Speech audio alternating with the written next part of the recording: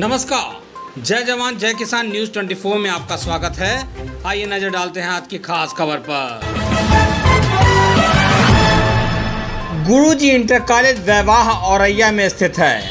प्रबंधक जी ने कहा कि पिछले कई सालों से हम शिक्षा के क्षेत्र में जुड़े हुए हैं। प्रबंधक जी ने बताया कि कोरोना काल के समय में भी ऑनलाइन लगवा रहे थे क्लासेस। प्रबंधक जी ने कहा कि शिक्षा उस शेरनी का दूध है जो पिएगा वो दहाड़ेगा। उन्होंने कहा कि बच्चों के ऊपर कोरोना के बाद से विशेष ध्यान दिया जा रहा है। प्रबंधक जी ने कहा कि अपने जीवन में सिर्फ शिक्षा को आगे बढ़ाने के लिए हमने ये कदम उठाया है। उन्होंने कहा कि कोरोना के बाद से स्कूल में लगवा रहे हैं एक्स्ट्रा क्लासेस। देखिए जिला औरैया से कुमार गौरव के साथ उपेंद्र की खास रिपोर्ट। नमस्कार, आप देख रहे हैं जय जवान जय किसान न्यूज़ 24 में कुमार गौरव। आज मैं हूं जिला औरैया में। औरैया की एक छोटी सी जगह बहवा, और मैं जहां बैठा हूं बहुत सारी व्यवस्थाओं से सुसज्जित एक विद्यालय गुरुजी इंटर कॉलेज बहवा। हमारे साथ बात करने के लिए उपस्थित यहाँ से प्रबंधक महोदय। बात करने का और जानने का प्रयास करूंगा, चूंकि पिछले 2 साल से कोरोना काल का समय था। कोरोना काल के बाद एक बार नई शुरुआत हुई है। बात करने का और जानने का यही प्रयास करूंगा कि कौन कौन से चैलेंजेस फेस करे, बच्चों में क्या क्या चेंजेज आए हैं। इन्हीं सारे मुद्दों पे बात करने के लिए उपस्थित है प्रबंधक महोदय। सर, सबसे पहले तो आपका स्वागत है। जी नमस्कार। सर, 2 साल कोविड का टाइम रहा, उसके बाद नई शुरुआत हुई है, किस तरीके से देखते हैं? सर 2 साल जो कोरोना काल चला है, इसमें बड़ी समस्याएं आई हैं।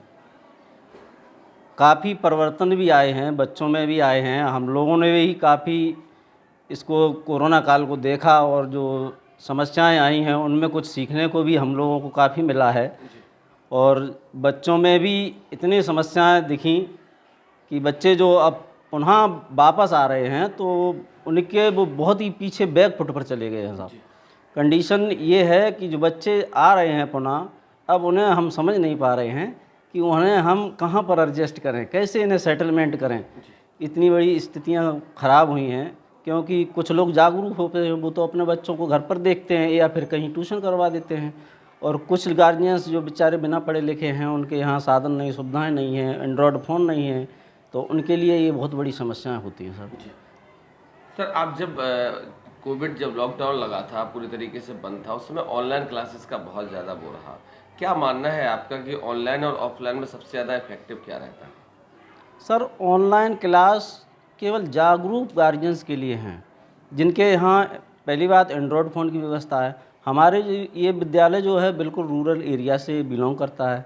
यहाँ की जो गार्जियंस हैं उन लोगों के पास सिंपल फ़ोन भी नहीं है। कुछ गार्जियंस के पास, जब हम यहाँ एडमिशन करवाने आते हैं तो उनसे हम फ़ोन नंबर नोट कराते हैं, सर फ़ोन नंबर दीजिए, तो वो कहते हैं सर फ़ोन नंबर अभी है नहीं, थोड़े दिन बाद देंगे। तो ऐसी स्थितियाँ हैं। तो ऐसी स्थितियों में कौन गार्जियन पाएगा। और ऑनलाइन की सुविधा में भी हमने देखा है, ऑनलाइन क्लासेस चालू करवाए सर, जब हमें आदेश मिला तो ऑनलाइन क्लासों में जब शुरुआती स्तर में हमने सबको ग्रुप में जोड़ने के बाद कुछ दिनों तक ये स्थिति रही कि बच्चे ठीक संख्या में उपस्थित मिले। उसके बाद जब टीचर ने एक दिन पढ़ाया उस ऑनलाइन में और पूछा कि कौन कौन लोग जुड़े हुए हैं, कृपया कमेंट करें, तो स्थितियाँ ये थी कि केवल 2 बच्चे यानी जुड़े, जबकि उसमें ग्रुप में लगभग 30 बच्चे थे। 30 बच्चे में 2 बच्चे उपस्थित थे। तो ऐसे समय में ग्रामीण क्षेत्र में हमें लगता है कि जो ऑनलाइन सुविधा है वो अभी उस समय वो उसका डेवलपमेंट विकास नहीं हो पा रहा है। सर, मानव जीवन में शिक्षा को कितना महत्वपूर्ण मानते हैं?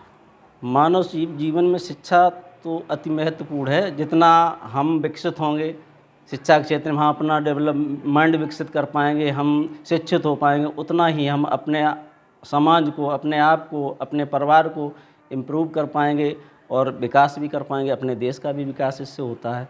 कोविड के समय सरकार का किस तरीके का सहयोग रहा? सरकार ने बहुत ही प्रयास किए। बहुत हमारे जो भारत सरकार और प्रदेश सरकार ने बहुत अच्छा इसमें सहयोग किया है, और बहुत जल्दी हमारे यहाँ से जो कोविड को समाप्त करने में भी अहम भूमिका निभाई है।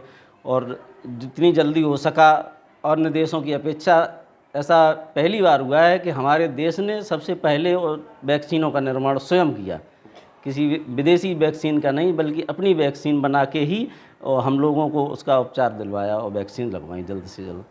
सर, आप कई सालों से शिक्षा से जुड़े हुए हैं, इसलिए आपसे कल्चर की बात कर रहा हूँ, संस्कृति की बात कर रहा हूँ। आपने देखा है हिंदुस्तान पर धीरे धीरे वेस्टर्न कल्चर हावी हो रहा है, बच्चे अपनी मूल संस्कृति से दूर जा रहे हैं। संस्था ऐसा क्या करेगी जिससे कि संस्कृति भी बची रहे और शिक्षा भी आगे बढ़े? प्रयासरत हैं कि हमारी संस्कृति बरकरार बनी रहे। हम लगातार बच्चों में जो प्रार्थना सभा होती है उस समय भी बच्चों को अपनी संस्कृति के बारे में बताते हैं। उसके बाद हम अपने यहाँ कुछ प्रोग्राम जो सांस्कृतिक होते हैं वो करवाते हैं, उनसे बच्चों के इससे इसका प्रभाव पड़े और संस्कृति बरकरार बनी रहे। और सबसे ज़्यादा जो वेस्टर्न संस्कृति की बात आपने की है, ये हमारे यहाँ जो इतनी डेवलपमेंट हो रहा है, जो टेक्नोलॉजी इतनी आगे बढ़ रही है, तो इससे जो असर पड़ रहा है वो काफ़ी बच्चों पर प्रभाव डाल रहा है। क्योंकि बच्चे घर पर विद्यालय में तो 4-5 घंटे रहते हैं, बाकी के समय घर पर भी बिताना है। तो कुछ गार्जियंस भी एंड्रॉयड फ़ोन तो ले दिया है, बच्चे ने घर पर गार्जियन से जैसे भी कोशिश की, प्रयास किया, गार्जियंस ने बच्चों को सोचा कि चलो पढ़ने के लिए उसको एंड्रॉयड फ़ोन दे दें। तो एंड्रॉयड फ़ोन लेने के साथ बच्चा पढ़ाई तो कम कर रहा है वहाँ, क्योंकि गार्जियंस इतने जागरूक नहीं है जो उसे देख सकें। तो बच्चे वो अदर चीज़ें उनको यूज ज़्यादा कर रहे हैं। तो इसलिए पेरेंट्स के लिए क्या संदेश है कोविड के पूरे सिनेरियो को देखते हुए? हमारा गार्जियंस सभी से विशेष अनुरोध यही है कि जो समस्याएं आई हैं उन सब समस्याओं में हम लोगों को बहुत पीछे ढकेल दिया है समस्याओं ने, और जैसे भी हो अपनी आर्थिक स्थिति को सुधारते हुए भी अपने बच्चों को जैसे भी हो, जो हो सके कोशिश करें, विद्यालय भेजें, एडमिशन उनके करवाएं, उन्हें जागरूक करें पढ़ने के लिए। और जैसे हम लोग हैं तब आप गार्जियंस से गांव-गांव जाके संपर्क भी किया है, उनसे प्रेरित भी किया है कि उन्हें वापस पुनः उसके लिए उस माहौल में लाएँ पढ़ाई के लिए। उन्हें जैसे पढ़ाई अगर बच्चा पूर्ण कर लेता है तो उसका मानसिक विकास होता है और वो अपने आप में अपने पैरों पर भविष्य में खड़ा भी हो सकता है, वो किसी का बोझ नहीं बनेगा। तो इसलिए हमारा यही प्रयास है कि सब बच्चे पुनः स्कूल में आके और अपना ज्वाइन करें और अच्छी शिक्षा प्राप्त करें। आखिरी सवाल सर, 15 अगस्त का पर्व आ रहा है, क्या शुभकामनाएं हैं संस्था की तरफ से प्रदेश व देशवासियों को? इस समय हमारी सरकार भी जो हमारा 75वां अमृत महोत्सव इस वर्ष मनाया जा रहा है, तो हम लोग भी बड़े प्रयास से रत हैं कि हर घर तिरंगा जो सरकार का उद्देश्य है उसे पूरा किया जाए। हर घर तिरंगा वासियों में एक अलग जगह अपने देश मातृभूमि के प्रति और अपने तिरंगा के प्रति देश सेवा का एक जज्बा पैदा करें, जिससे हम अपने देश के लिए आगे आने वाली पीढ़ी को भी प्रेरित कर सकते हैं कि वो देश सेवा के लिए तत्पर रहें। बहुत बहुत धन्यवाद सर बात करने के लिए। हमारे साथ थे गुरुजी इंटर कॉलेज के प्रबंधक महोदय। बहुत बारीकी से बताया कि कोविड के समय कौन कौन सी परेशानियों का सामना किया। हमें आशा है, उम्मीद है कि संस्था अपना 100% योगदान देगी, जिससे कि हमारा शिक्षा का जो गैप रहा उसको रिकवर करने में आसानी होगी। प्रबंधक जी कई सालों से शिक्षा से जुड़े हुए हैं। प्रबंधक जी को आने वाले पर्व 15 अगस्त की बहुत बहुत बधाई, बहुत बहुत शुभकामनाएं। धन्यवाद। पल पल की खबरों को देखने के लिए चैनल को लाइक, सब्सक्राइब और शेयर जरूर करें।